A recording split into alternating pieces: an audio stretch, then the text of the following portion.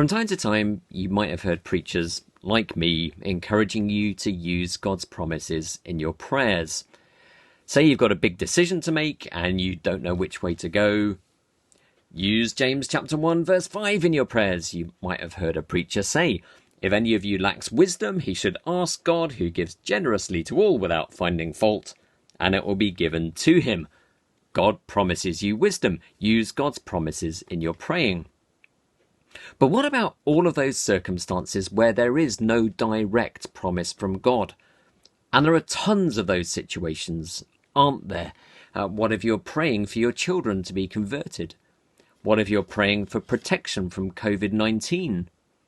What if you're praying that your job will be safe, or that you'll get a new job if you've lost your job? There are no direct promises to God relating to precisely those circumstances, are there? So how should you pray then? Well, when there's no direct promise of God to lean on, you can always lean on the character of God. Listen to some words which David wrote in Psalm 62 verses 11 and 12.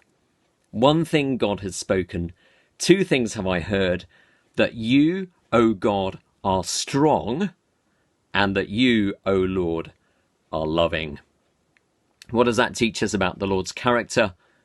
Well, that he is strong enough to deal with our crises.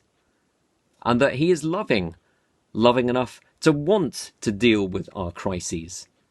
So when there is no direct promise from God to lean on, you can always lean on the character of God. God who is strong, God who is loving.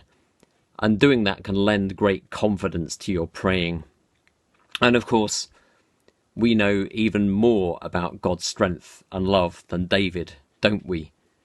Because we live this side of Easter.